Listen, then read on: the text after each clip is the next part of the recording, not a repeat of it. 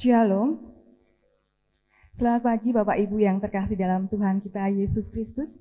Puji Tuhan kalau pada pagi hari ini, di hari Minggu 22 November 2020, kita diberi kesempatan untuk boleh bersama-sama beribadah di tempat ini. Mari Bapak Ibu, kita undang untuk berdiri, kita akan bersama-sama untuk mulai ibadah ini dengan menyanyikan dari PKJ 2, bait yang pertama. Mulia, mulia namanya.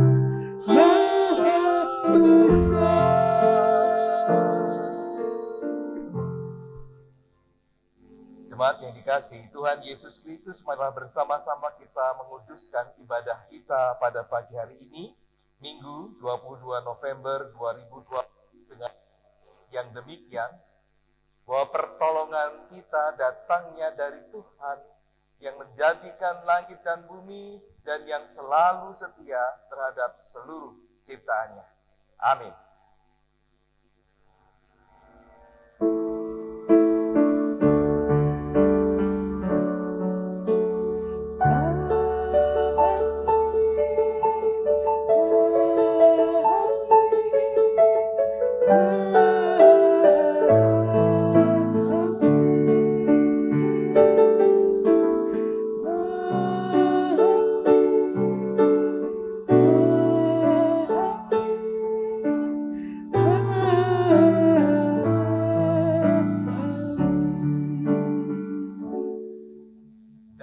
Kristus besertamu.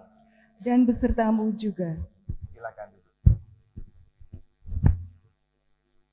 Jemaat yang dikasihi Tuhan Yesus Kristus, pada pagi hari ini kain liturginya warnanya putih. Ya, biasanya itu hijau. Minggu depan sudah ungu. Nah, itu punya lambang sendiri-sendiri. Ya, punya arti sendiri-sendiri. Kalau hijau itu berarti minggu-minggu biasa, ya tidak ada perayaan-perayaan tertentu, sedangkan putih menjelang Advent ini berarti berakhirnya masa satu rangkaian liturgi. Pada pagi hari ini kita melakukan Hari Raya Kristus Raja. Jadi seluruh karya Kristus dari kelahirannya, karyanya, kemudian kematian, kebangkitan, kenaikan, kemudian turun Roh Kudus, sudah selesai pada hari ini dalam satu rangkaian liturgi. Kita merayakan sebagai Hari Raya Kristus Raja. Jadi warna liturginya putih. Sedangkan besok, minggu depan, kita sudah memasuki masa Advent untuk menyambut Natal. Dan di sana ada permenungan, ada kedukaan, menyadari dosa, pertobatan, makanya warnanya ini. Itu sebagai informasi perayaan kita pada pagi hari ini. Dan berkaitan dengan itu, maka temanya juga berkaitan dengan Kristus yang menjadi Raja itu. Tapi Raja yang bagaimana?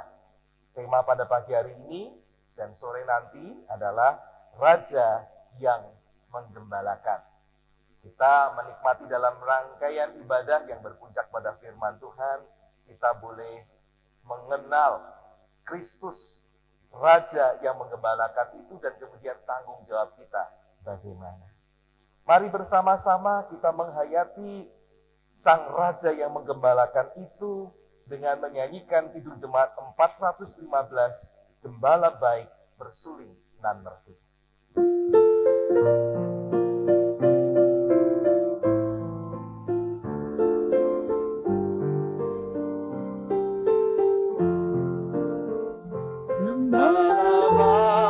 Bersuling dan merdu, membimbing aku pada air tenang, dan memalingkan aku berteduh.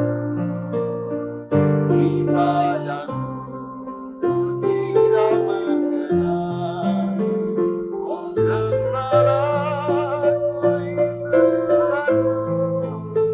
membuat aku terperangin, mengalir dalam surga kasih-Mu, kuasa damai cerah menghibur. Mari bersama-sama kita merendahkan diri di hadapan Tuhan, kita masuk dalam pengakuan dosa kita. Mari kita berdoa.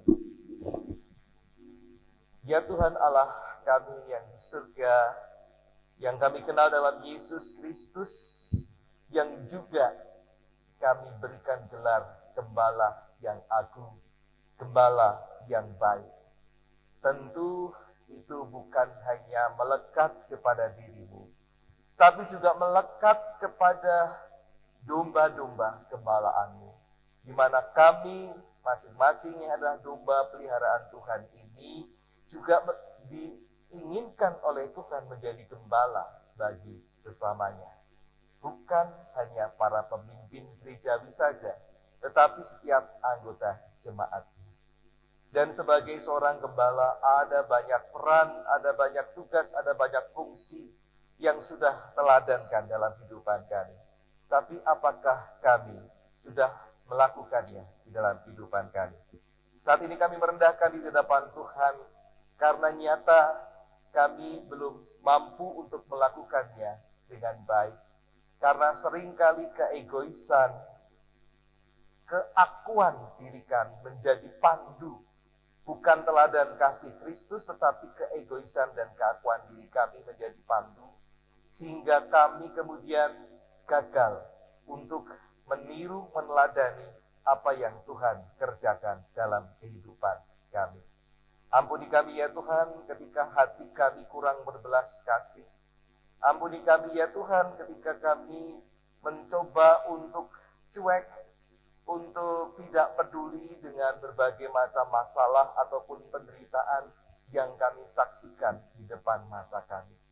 Ampuni kami ketika kasih kami tidak begitu dirasakan oleh orang-orang di sekitar kami yang memerlukan dukungan. Dan biarlah melalui pengampunan-Mu, kami diberikan kesempatan dan diberikan semangat kembali untuk menjadi gembala-gembala yang lebih baik di dalam kehidupan kami sehari. Di dalam Tuhan Yesus Kristus kami memohon pengampunan-Mu. Amin.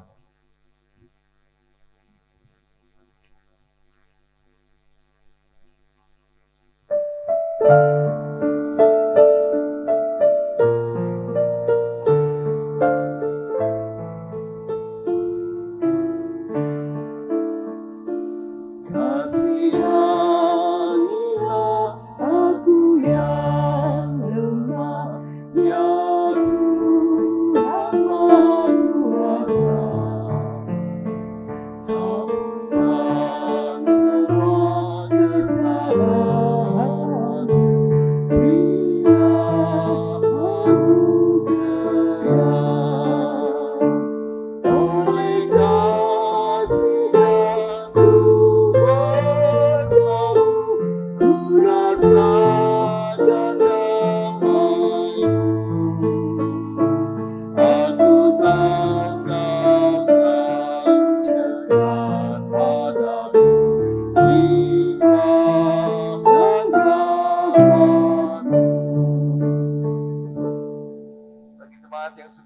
anak berdosa di hadapan Tuhan, bersama kita berdiri untuk menyambut berita anugerah dari Tuhan. 2 Korintus pasal 9 ayat 8, demikian berita anugerah. Dan Allah sanggup melimpahkan segala kasih karunia kepada kamu, supaya kamu senantiasa berkecukupan di dalam segala sesuatu, dan malah berkelebihan di dalam pelbagai kebajikan. Demikianlah berita anugerah dari Tuhan. Salam damai.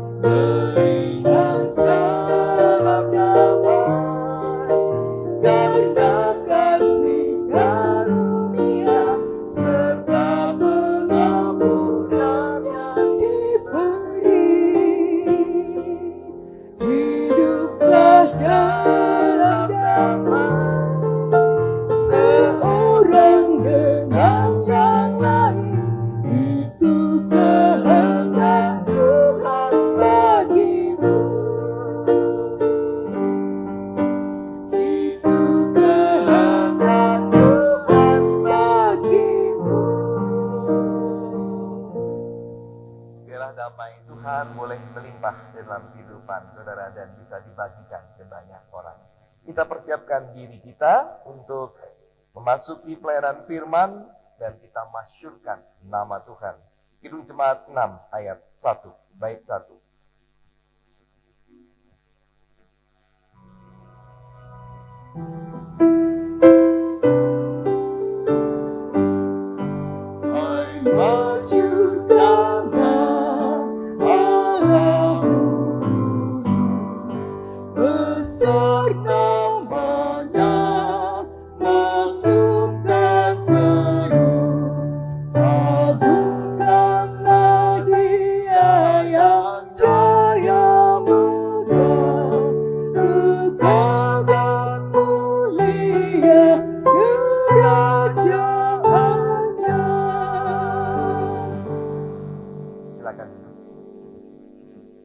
Mari kita berdoa. Ya Tuhan Allah, Sang Raja dalam kehidupan kami. Kami bersyukur untuk berkat-Mu yang melimpah, kasih karunia dan anugerah-Mu yang sudah Engkau berikan. Sehingga pada saat ini hati kami terasa nyaman, damai. Dalam suasana seperti ini, kiranya Roh Kudus menguatkan kami, memampukan kami pribadi lepas pribadi untuk mendengarkan firman-Mu. Dan lebih dari itu kami boleh memberlakukan firman-Mu dalam pengertian yang benar. Karena itu berfirmanlah Tuhan, anak-anak-Mu sedia mendengarkannya demi Yesus Kristus, Tuhan Sang Raja yang Maha Besar. Amin.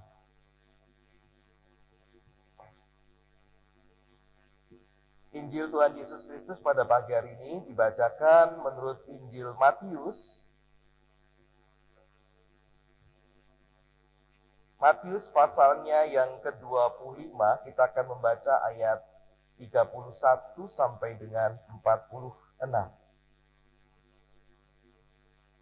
Matius pasal 25 ayat 31 sampai dengan 6, demikian firman Tuhan. 46. Demikian firman Tuhan. Apabila Anak Manusia datang dalam kemuliaannya dan semua malaikat bersama-sama dengan Dia, maka Ia akan bersemayam di atas tahta kemuliaannya. Lalu semua bangsa akan dikumpulkan di hadapannya, dan Ia akan memisahkan mereka seorang daripada seorang, sama seperti gembala memisahkan domba dari kambing. Dan Ia akan menempatkan domba-domba di sebelah kanannya dan kambing-kambing di sebelah kirinya. Dan raja itu akan berkata kepada mereka yang di sebelah kanannya, "Mari, hai kamu yang diberkati oleh Bapa-Ku, terimalah kerajaan yang telah disediakan bagimu sejak dunia dijadikan. Sebab ketika aku lapar, kamu memberi aku makan. Ketika aku haus, kamu memberi aku minum. Ketika aku seorang asing, kamu memberi aku tumpangan. Ketika aku telanjang, kamu memberi aku pakaian. Ketika aku sakit, kamu melawat aku. Ketika aku di dalam penjara, kamu mengunjungi aku." Maka orang-orang benar itu akan menjawab dia, katanya, "Tuhan, bila manakah kami melihat engkau lapar, dan kami memberi engkau makan atau haus, dan kami memberi engkau minum? Bila manakah kami melihat engkau sebagai orang asing, dan kami memberi engkau tumpangan, atau telanjang, dan kami memberi engkau pakaian? Bila manakah kami melihat engkau sakit atau dalam penjara, dan kami mengunjungi engkau?" Dan raja itu akan menjawab mereka, "Aku berkata kepadamu, sesungguhnya segala sesuatu yang kamu lakukan untuk salah seorang dari saudaraku yang paling hina ini, kamu telah melakukannya untuk aku." Dan ia akan berkata juga kepada mereka yang di sebelah kirinya, "Enyahlah dari hadapanku, hai kamu orang-orang terkutuk. Enyahlah ke dalam api yang kekal, yang telah sedia untuk iblis dan malaikat-malaikatnya. Sebab ketika aku lapar, kamu tidak memberi aku makan. Ketika aku haus, kamu tidak memberi aku minum. Ketika aku seorang asing, kamu tidak memberi aku tumpangan. Ketika aku telanjang, kamu tidak memberi aku pakaian. Ketika aku sakit dan dalam penjara, kamu tidak melawat aku." Lalu mereka pun akan menjawab dia, katanya, "Tuhan, bila manakah kami melihat engkau lapar, atau haus, atau sebagai orang asing, atau telanjang, atau sakit, atau dalam penjara, dan kami tidak melayani engkau?" Maka ia akan menjawab mereka, "Aku berkata kepadamu, sesungguhnya segala sesuatu yang tidak kamu lakukan untuk salah seorang dari yang paling hina ini, kamu tidak melakukannya juga untuk aku." Dan mereka ini akan masuk ke tempat siksaan yang kekal, tetapi orang benar ke dalam hidup yang kekal. Demikianlah Injil Yesus Kristus. Yang berbahagialah mereka yang setia mendengarkan firman Tuhan dan yang memeliharanya di dalam kehidupan hari lepas hari. Haleluya.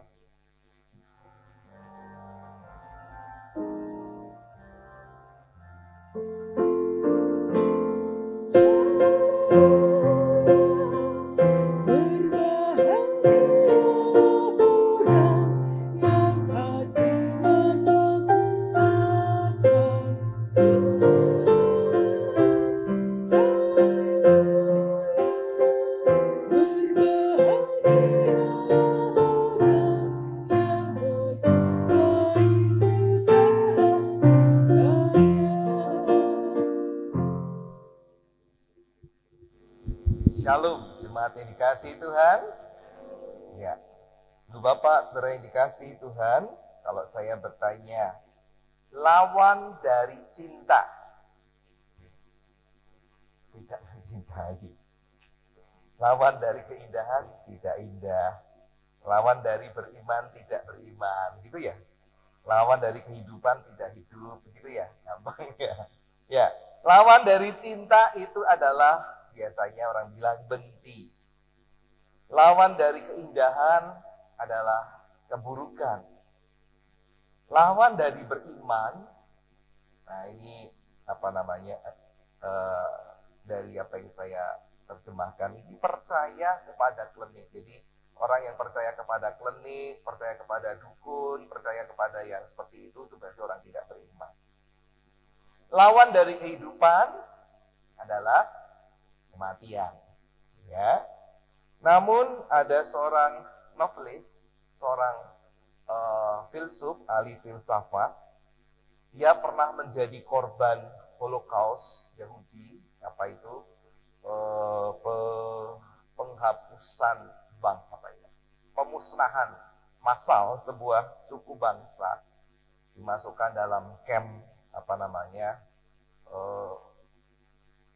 kayak sebuah penjara begitu, kemudian diberi racun sehingga mereka mati bersama-sama. Namanya adalah Elie Wiesel. Dia adalah salah satu korban Holocaust Yahudi yang berhasil bertahan hidup, dia selamat, dan kemudian menjadi seorang novelis, seorang ahli filsafat juga. Dan dia, Elie Wiesel ini pernah mendapatkan Nobel di tahun 1986. Satu tahun kemudian, 87, menurut catatan dia meninggal dunia. Ada banyak quote-quote atau kata-kata mutiara, kata-kata hikmat yang dia sampaikan. Salah satunya adalah demikian. Kalau Mbak Esther yang baca mungkin lebih bagus daripada saya, karena saya kutipkan dari bahasa Inggris. The opposite of love is not hate. It's indifference. The opposite of art is not ugliness. It's indifference. Jawabannya sama, indifference. The opposite of faith is not heresy. It's indifference. And the opposite of life is not death. It's indifference. Lagi jawabannya lawan katanya adalah indifference. Because of indifference, one dies before one actually dies. To be in the window and watch people being sent to concentration camps, seperti yang dialaminya, or being attacked in the street and do nothing, that's being dead. Itu berdasarkan catatan dari wawancara di tahun 86. Artinya, yang lebih penting artinya, ngomong apa? Asik-asik bahasa Inggris tapi artinya tidak dipahami, ya tidak ada gunanya. Artinya apa? Kurang lebih seperti ini. Lawan dari cinta bukanlah kebencian, tapi ketidakpedulian atau pengabaian. Lawan dari keindahan bukan keburukan, tetapi ketidakpedulian. Lawan dari beriman bukan percaya klenik, tapi ketidakpedulian. Dan lawan dari kehidupan bukan kematian, tapi ketidakpedulian. Ataupun juga ketidakpedulian itu bisa diartikan sebagai pengabaian. Karena dengan pengabaian atau ketidakpedulian, seseorang sudah meninggal sebelum sungguh-sungguh meninggal. Pada saat seseorang di balik jendela kemudian menyaksikan seseorang dikirim ke kamp konsentrasi ya untuk dimusnahkan, atau kemudian dianiaya di tengah jalan, dan kemudian hanya dilihat saja tanpa ada orang yang melakukan sesuatu kepada orang ini, maka orang itu akhirnya akan benar-benar mati. Atau dalam pemahaman saya ada pemahaman yang double pemahaman begitu. Orang itu benar-benar mati akhirnya, atau sebetulnya itulah kematian.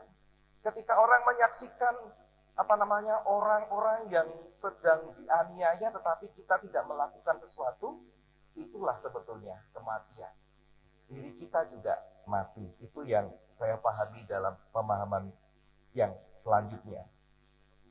Ibu bapak saudara yang dikasihi Tuhan Yesus Kristus, Tuhan Yesus di dalam bacaan tadi memberikan gambaran ketika pengadilan terakhir datang.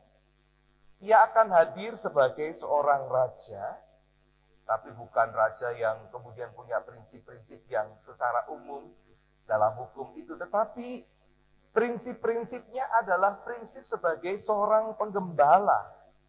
Karena kita tahu Tuhan Yesus Kristus itu digambarkan juga sebagai seorang gembala yang baik. Tema kita pada pagi hari ini adalah raja yang menggembalakan. Jadi prinsip-prinsip penggembala. Seorang gembala yang baik sebagaimana Mazmur 23 ataupun juga yang kita nyanyikan Kidung Jemaat 415 ya. Gembala baik bersulinan merdu. Ini bukan cuma kemudian gembalanya pinter musik juga. Sebetulnya musik yang indah, musik yang merdu itu memberikan suasana yang nyaman bagi mereka yang mendengarkan. Membimbing aku pada air tenang, ya. Domba-dombanya dibimbing, diarahkan untuk mendapatkan air yang bisa memberikan kesejukan, tapi juga dalam kondisi yang aman, tidak berbahaya. Karena ada sungai-sungai yang berbahaya. Misalnya kalau ada buaya atau arusnya deras. Nah, gembala ini tahu mencarikan aliran air yang tenang. Dan membaringkan aku berteduh di padang rumput hijau berkedang. Ada keteduhan, kenyamanan, juga ada banyak makanan di sana. Rumput hijau sebagai makanan. Jadi seorang gembala yang baik itu memberikan pemeliharaan yang terbaik bagi domba-dombanya. Itulah prinsip yang ditunjukkan oleh Sang Kristus dan juga diminta supaya dilakukan oleh rakyatnya, oleh masyarakatnya, oleh kita semua. Prinsipnya adalah Tuhan ingin supaya umatnya memiliki kepedulian yang baik dengan tidak mengabaikan orang-orang di sekitarnya yang sedang dalam kesulitan. Oh, jangankan kesulitan, yang gak ada kesulitan saja juga ditolong, diberikan berkat. Apalagi yang kesulitan dan mengalami penderitaan hidup, harus punya kepedulian terhadap mereka. Sebagaimana yang sudah dilakukan oleh Sang Kristus ketika dalam dunia. Kita tahu bahwa Tuhan Yesus hadir di dunia ini kepada mereka yang menderita. Dia menolong, Dia menyembuhkan, Dia memberikan penghiburan, bahkan menyatakan, marilah kalian yang lesu, yang berbeban berat, datanglah kepadaku, aku akan berikan kelegaan. Ini adalah contoh seorang gembala yang baik. Tidak pernah sekalipun Ia mengabaikan orang yang dalam kesulitan. Bahkan ketika Yesus ngomong di awal-awal dalam perkawinan Kana, "Oh apa toh, Bu? Waktuku belum tiba." Tapi ketika Dia menyadari keluarga ini yang sedang mengadakan hajatan besar, berada dalam bahaya, malu, ya, diolok-olok oleh masyarakat karena tidak bisa memberikan pelayanan yang terbaik, Tuhan Yesus juga akhirnya melakukan, menolong keluarga ini. Jadi tidak ada yang tidak dipedulikan. Walaupun dia bilang, mau untuk apa sih Bu? Mau apa sih? Tapi tetap ditolongnya, tidak diabaikannya. Ia melakukannya karena apa? Karena ia bisa merasakan penderitaan orang-orang yang menderita. Bahkan ia memasuki penderitaan mereka. Dia mengetahui sumber penderitaan ini adalah dosa. Karena itu dia mau disalib, darahnya dicurahkan untuk mengambil dosa-dosa umat manusia. Dia yang tidak berdosa dijadikan berdosa karena dosa-dosa kita. Dirinya masuk dalam penderitaan itu sendiri. Dirinya lah orang yang miskin. Dirinya lah orang yang lapar itu. Dialah yang terpenjara. Dialah orang yang compang-camping pakaiannya sampai nyaris telanjang ketika disalib. Dialah orang yang dihukum di penjara. Di akhir hidupnya dianiaya. Sehingga apapun yang dilakukan orang bagi yang paling hina, itu diperhitungkannya sebagai apa yang dilakukan bagi dirinya sendiri. Bagi sang raja yang menggembalakan ini. Sang raja bertindak seperti seorang raja. Ini kisah ya. Kalau mau diilustrasikan dengan cerita yang lain, yang lebih bisa diterima oleh banyak orang gitu ya. Masa kok yang dianiaya ini yang rasakan Tuhan. Ya. Kalau cerita sederhana misalnya seperti ini. Seorang raja dilapori kejahatan para menterinya oleh rakyat. Kemudian diam-diam ia menyamar menjadi rakyat jelata. Ia menyamar menjadi seorang yang kelaparan. Seorang yang pakaiannya compang-camping, korban fitnah, kemudian dia harus dipenjara. Ia datang kepada para menteri raja itu untuk dibela. Dia datang bersikap seperti itu untuk menyaksikan sendiri bagaimana perlakuan para menterinya kepada mereka yang seharusnya diberikan pertolongan dan keadilan. Karena itu merupakan tugas. Menteri, kalau ada rakyatmu kita yang begini diatur ya, ditolong ya, supaya mereka semua sejahtera. Jadi dia mau membuktikan, benar gak sih laporan tadi dengan menyamar menjadi masyarakat yang seperti itu. Dan akhirnya ia pun membuktikan apa yang dilaporkan oleh rakyatnya padanya.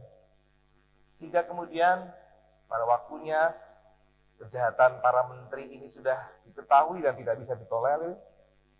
Ia meminta orang kepercayaannya untuk kemudian membongkar jati diri yang sebenarnya, bahwa dialah sang raja.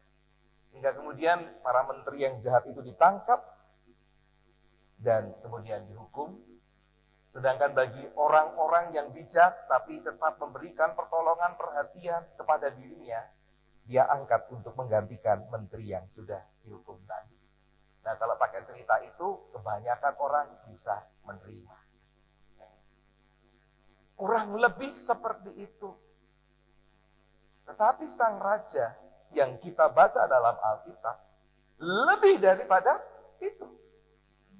Ketika saudara merasakan penderitaan, bukan hanya saudara yang merasakan penderitaan, tetapi sang Kristus itu sendiri. Ketika saudara merasa lapar, maka sesungguhnya sang Kristus sendiri juga merasa lapar. Karena dia Immanuel, dia bersama dengan kita. Dia tahu apa yang dirasakan, dialami oleh orang-orang terlebih yang menderita. Jadi pengadilan di akhir zaman memberikan gambaran. Sesaleh-salehnya orang beragama, ya, pelayanan, jadi pendeta, atau apapun yang terbaik, kelihatannya wah begitu. Kalau dia tidak pedulian, dia suka mengabaikan orang yang menderita, maka ia akan ditolak oleh sang raja yang menggembalakan ini.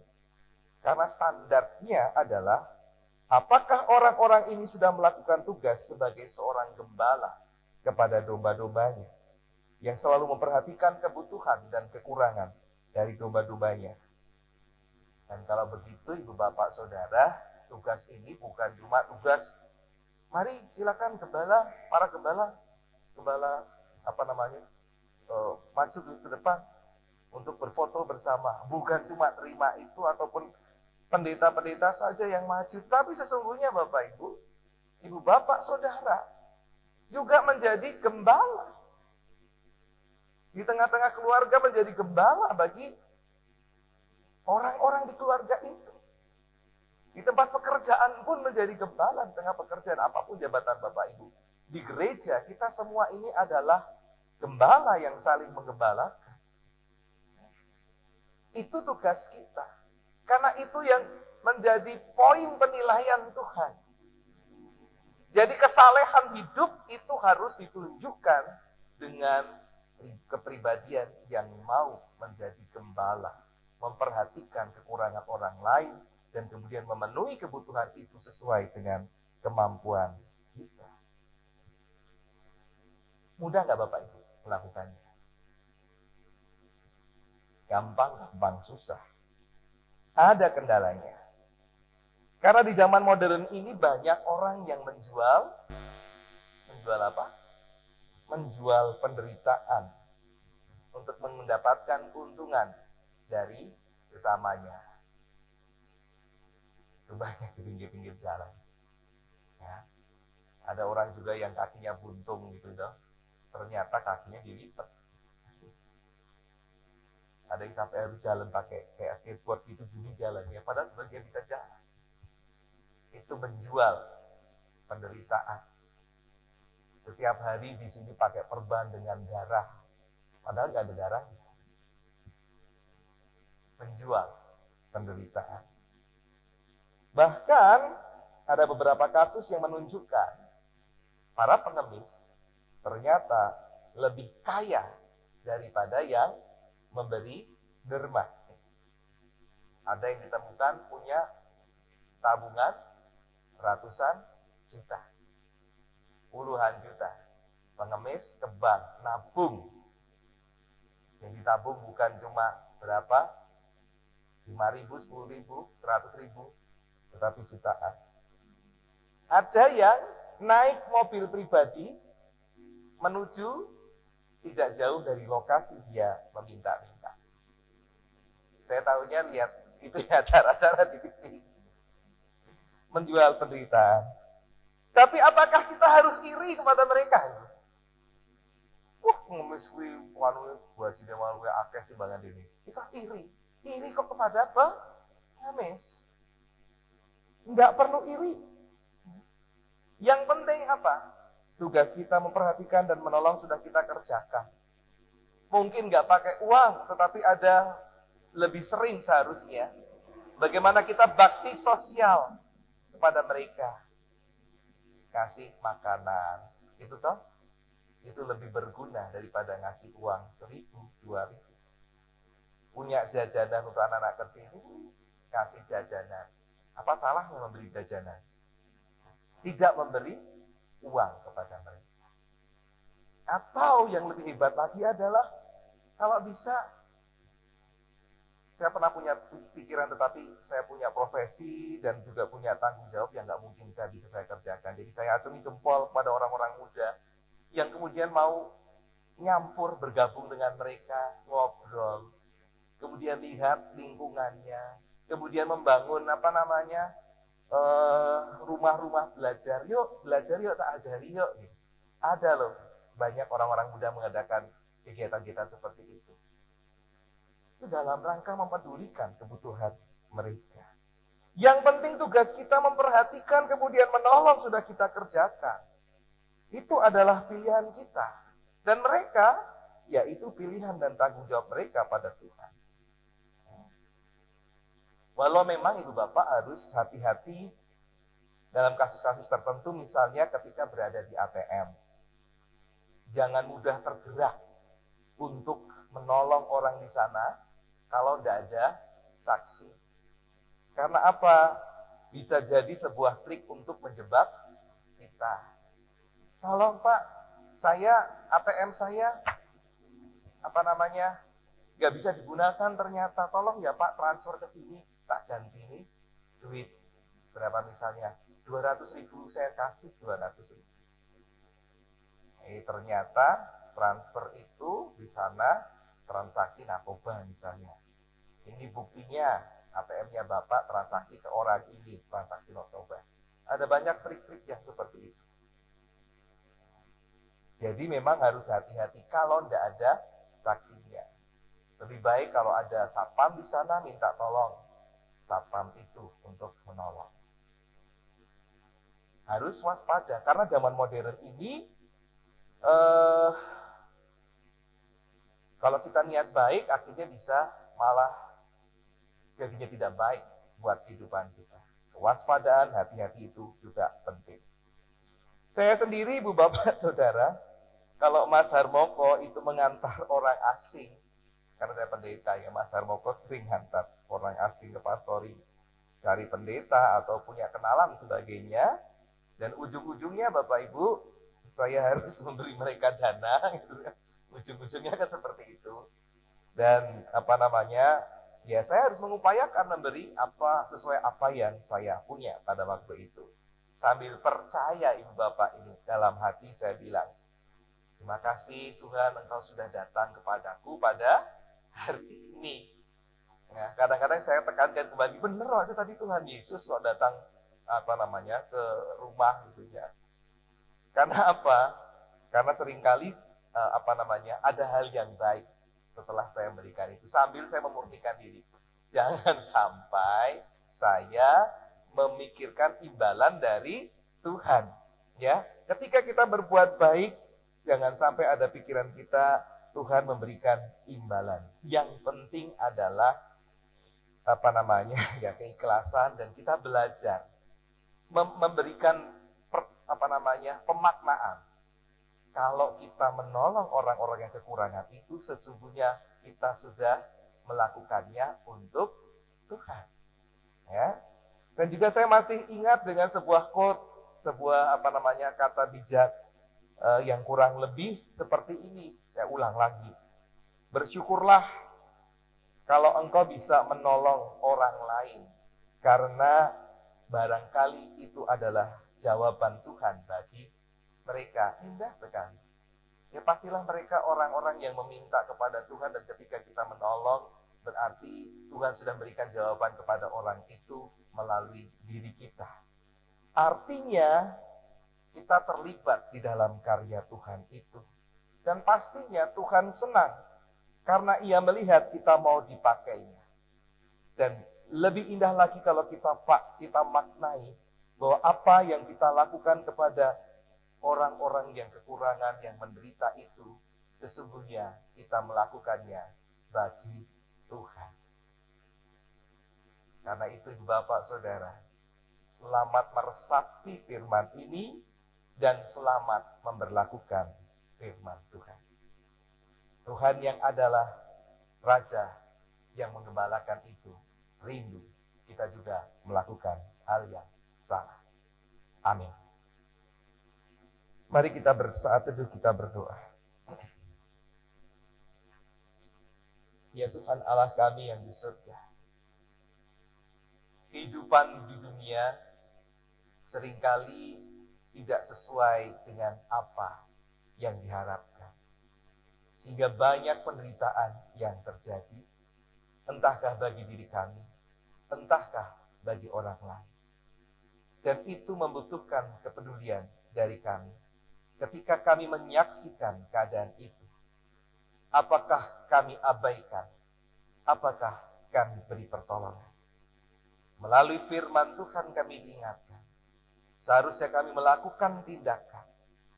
Sehingga ketika kami melakukan tindakan itu, maka mereka yang ada dalam penderitaan mendapatkan kekuatan, penghiburan.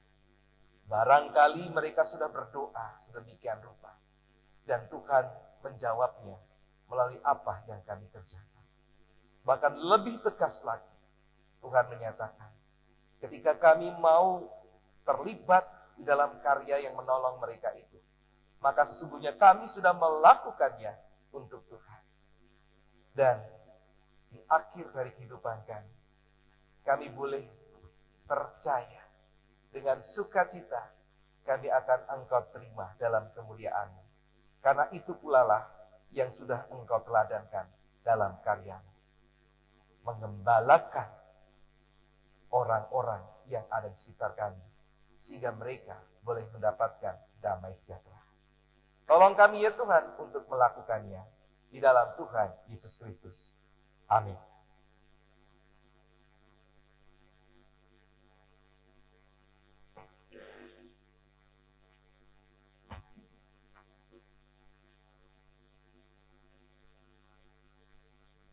Marilah dengan sikap tegak kita bersama dengan umat Allah di masa lalu, masa kini, dan masa depan, mengingat pengakuan pada baptisan kita menurut pengakuan iman rasuli. Aku percaya pada Allah, Bapa yang Maha Kuasa, Khalik langit dan bumi, dan pada Yesus Kristus, Anaknya yang tunggal Tuhan kita, yang dikandung daripada Roh Kudus, lahir dari anak darah Maria, yang menderita sengsara di bawah pemerintahan Pontius Pilatus, disalibkan, mati dan dikuburkan, turun ke dalam kerajaan maut. Pada hari yang ketiga, bangkit pula dari antara orang mati, naik ke surga, duduk di sebelah kanan Allah, Bapa yang Maha Kuasa, dan dari sana Ia akan datang untuk menghakimi orang yang hidup dan yang mati. Aku percaya kepada Roh Kudus, gereja yang kudus dan am, persekutuan orang kudus, pengampunan dosa, kebangkitan orang mati, dan hidup yang kekal. Amin. Silakan duduk.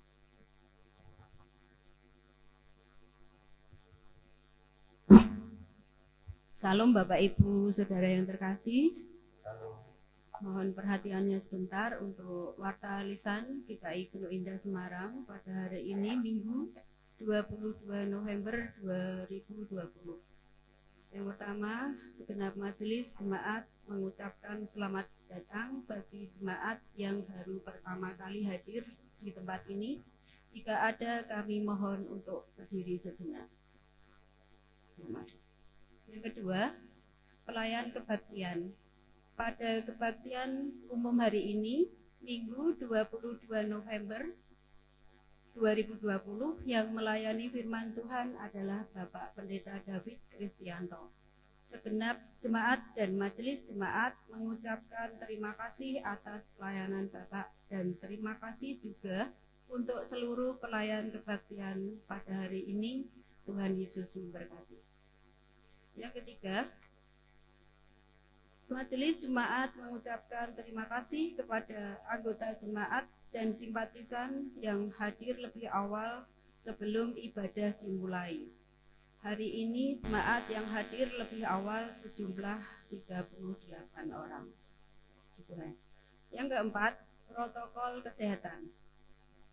Dalam ibadah tatap muka, jemaat diwajibkan mengikuti protokol kesehatan dengan menggunakan masker, cuci tangan sebelum memasuki gedung gereja, jaga jarak, serta tidak bersentuhan secara fisik.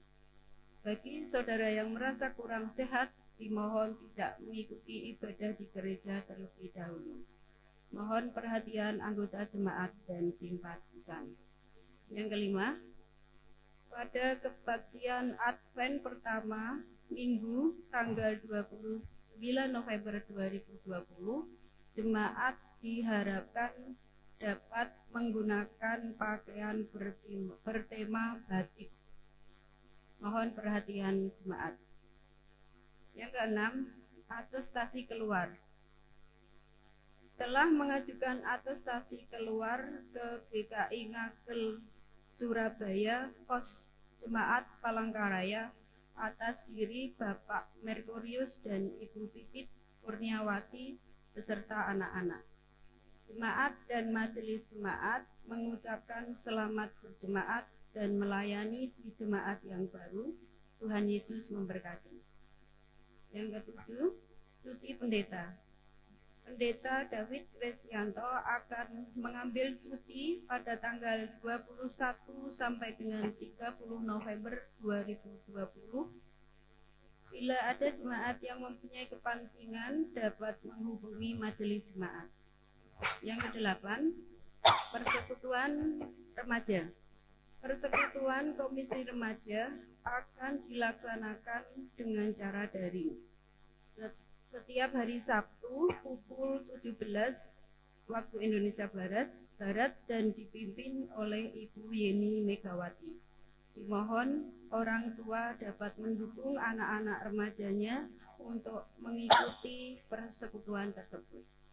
Yang kesembilan, selamat ulang tahun. Tanggal 16 November, Ibu Ngatinah Samuel. Tanggal 19 November, Ananda Aletia. Dan tepat hari ini, tanggal 22 November, Ibu Esther Ratri. Selamat ulang tahun, dan berhubung hari ini Kak Esther berulang tahun, jadi seusai ibadah kita bersama-sama menyanyikan lagu selamat ulang tahun. Terima kasih untuk warta lisan pada pagi hari ini. Tuhan Yesus memberkati. Selanjutnya doa syafaat yang akan dipimpin oleh Bapak Pendeta David. Tadi tanggal berapa ya Bu Cici saya dibaca? 27 ya Bapak Ibu ya, bukan 21. 27 sampai dengan 30. 27 sampai dengan 30. Ya. Mari bersama-sama kita naikkan doa syafaat kita berdoa. Sungguh kami bersyukur ya Tuhan untuk pemeliharaan-Mu, untuk firman yang sudah kami dengar. Engkau menolong kami boleh memperlakukannya di dalam kehidupan sehari-hari. Juga melalui pelayanan yang kami kerjakan bersama-sama dengan majelis jemaat, dengan pengurus komisi, pengurus wilayah. Kami boleh menunjukkan kepedulian kami. Kami tidak mengabaikan setiap mereka yang menjadi tanggung jawab kami. Karena itu, kami tetap berusaha melayani, bersyukur untuk remaja yang dengan setia dilayani oleh Ibu Yeni dalam persekutuan remaja melalui Zoom. Demikian juga sekolah minggu melalui tayangan YouTube dan juga melalui Zoom setiap 2 minggu sekali. Setiap harinya jemaat juga dilayani dengan bersama-sama boleh menyaksikan renungan Sapa Malam Gembala.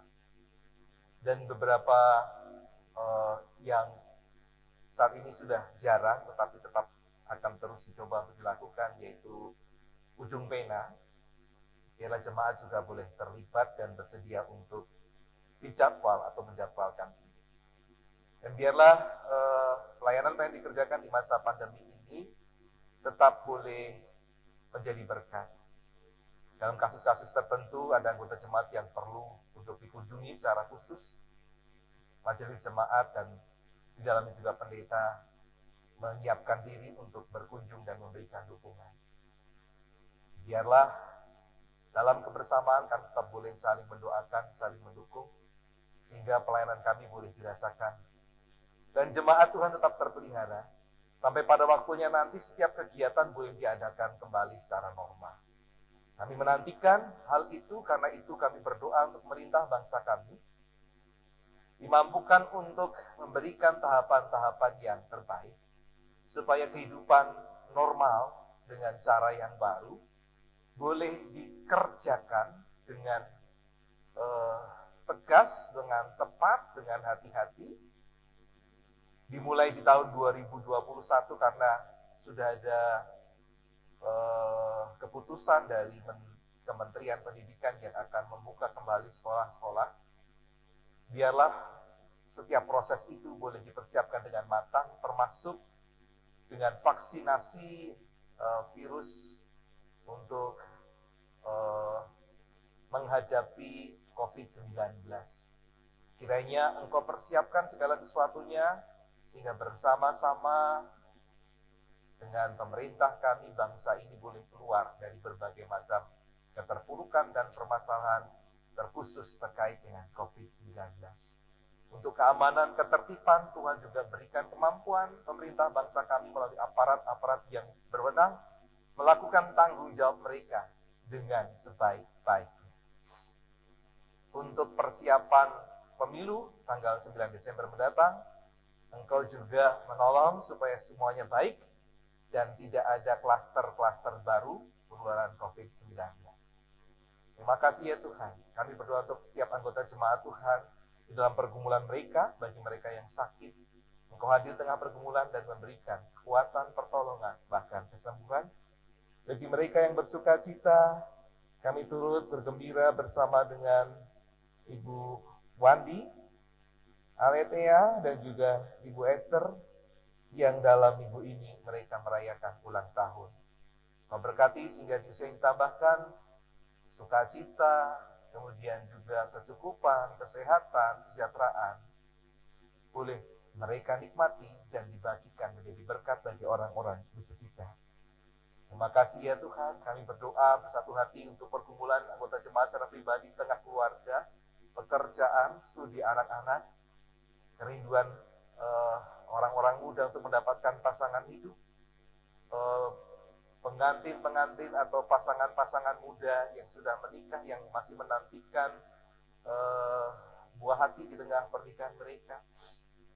Mereka sudah berupaya berbagai macam hal, tetapi tampaknya Tuhan masih menguji mereka.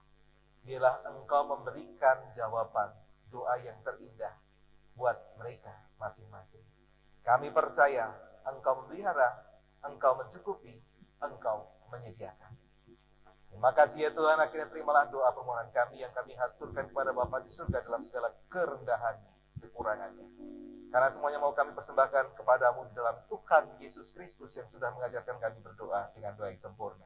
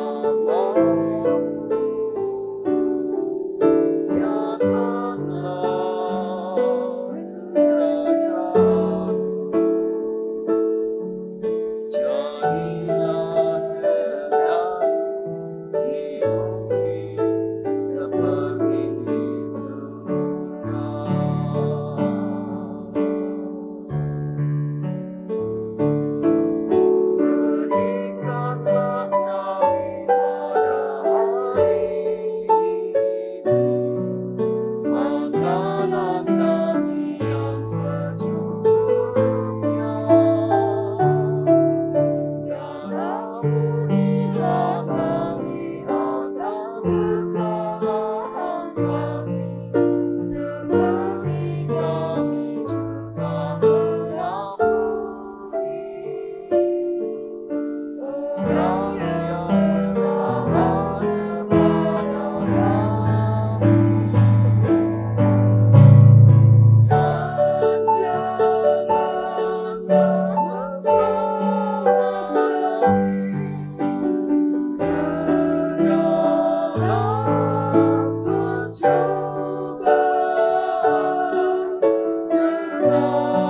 pencobaan, tetapi lepaskanlah kami daripada yang jahat.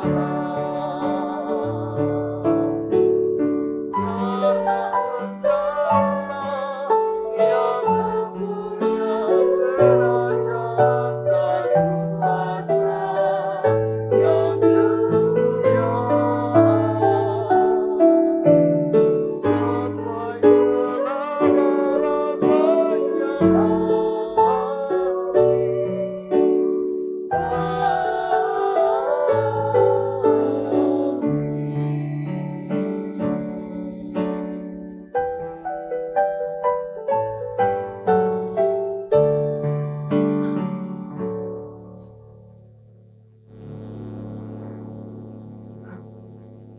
Marilah kita memberikan persembahan kepada Tuhan dengan berlandaskan pada firman-Nya dari Tesalonika 5 ayat 18 yang berkata demikian.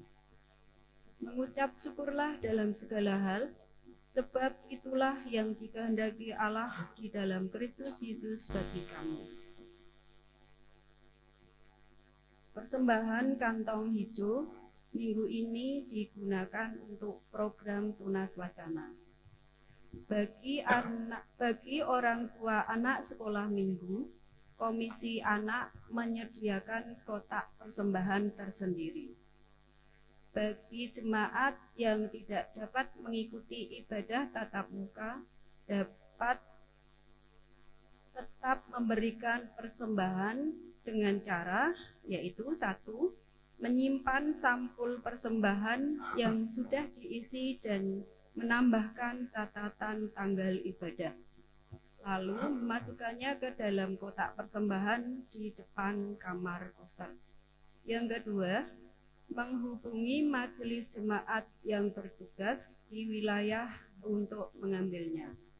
Adapun penatua yang bertugas, yaitu Penatua Stefanus Hantono untuk wilayah Korintus, Penatua Deni Gandawijaya untuk wilayah Kolose, dan Penatua Isni Yulianti untuk wilayah Efesus, atau bisa mengirimkan melalui transfer ke rekening GKI Geno Indah Bank Mandiri atas nama Rianto Hirlambang dengan nomor rekening 1350017137587.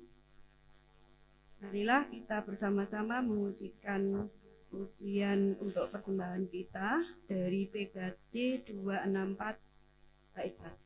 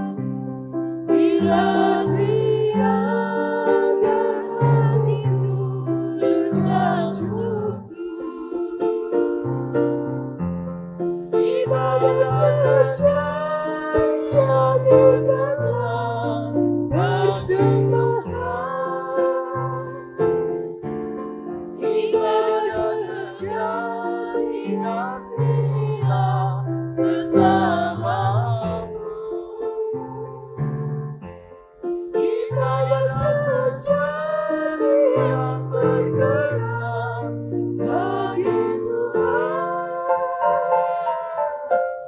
Jujur dan tulus ibadah murni bagi Tuhan. Jemaat kami undang untuk bangkit berdiri. Mari kita berdoa untuk persembahan kita. Puji Tuhan, terima kasih Bapa di surga untuk pagi hari yang indah ini. Bapa masih menyertai dan memberkati kami hingga kami boleh mendengarkan akan firman Tuhan untuk pegangan di dalam kehidupan kami hari lepas hari, dan kami bisa percaya senantiasa hanya kepada Tuhan. Tuhan Yesus, jika pada pagi hari ini kami juga membawa persembahan kami kepada Tuhan, kiranya Tuhan mau menyucikan, menguduskan akan persembahan kami ini untuk pelebaran kerajaan Tuhan di tempat ini. Berikanlah para majelis untuk takut akan Tuhan dan mengelola persembahan ini dengan baik. Terima kasih Bapa di surga, kami menyerahkan kehidupan kami selanjutnya hanya ke dalam tangan kasih kuasa Tuhan. Terima kasih Bapa di surga, hanya di dalam nama-Mu kami berdoa dan mengucap syukur. Haleluya Tuhan, amin. Jemaat yang dikasihi Tuhan Yesus Kristus, Yesus Sang Raja itu sudah mengajarkan kepada kita bagaimana caranya menjadi gembala yang baik. Mari kita belajar darinya. Hidung Jemaat 415, bait kedua.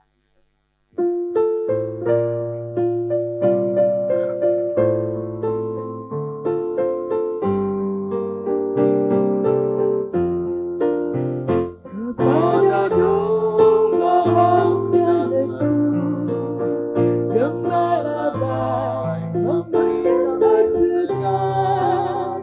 Ke dalam hati haus dan sendu, diberinya air hidup yang benar. Oh gembala, bumi Tuhanku, membuat aku tentrani, mengalir dalam sungai kasih-Mu. Ku rasa damai jelang bunyi. Oh gembala, telinga Tuhanku, membuat aku tentrani, mengalir dalam sungai kasih-Mu. Ku rasa damai jelang bunyi.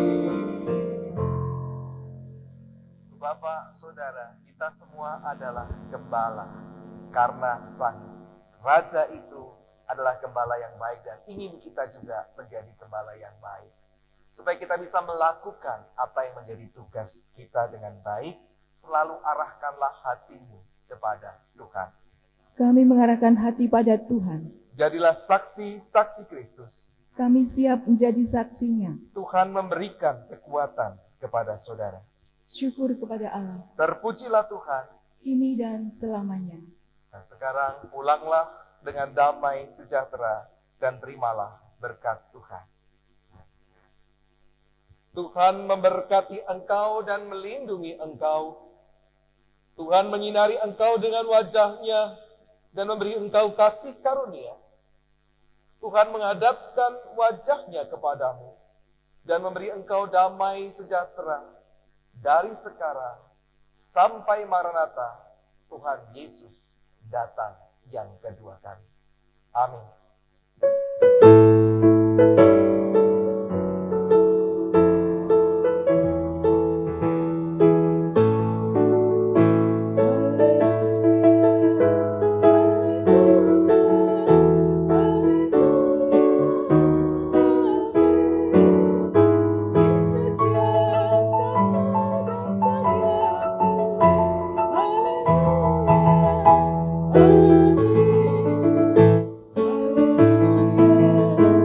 haleluya, haleluya.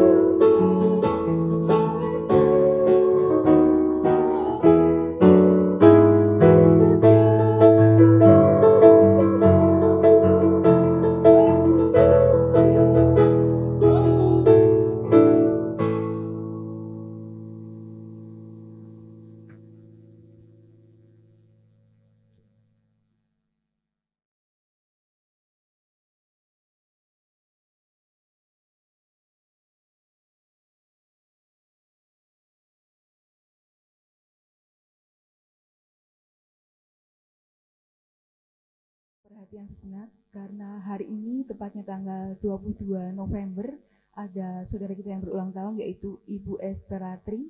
Mari Bapak Ibu kita bersama-sama bangkit berdiri untuk menyanyikan lagu Selamat Ulang Tahun.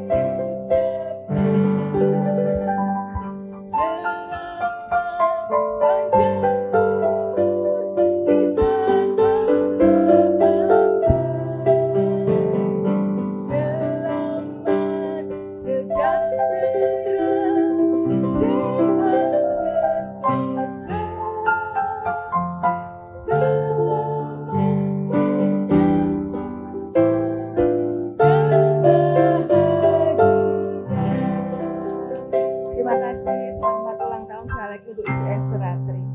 Tuhan Yesus memberkati.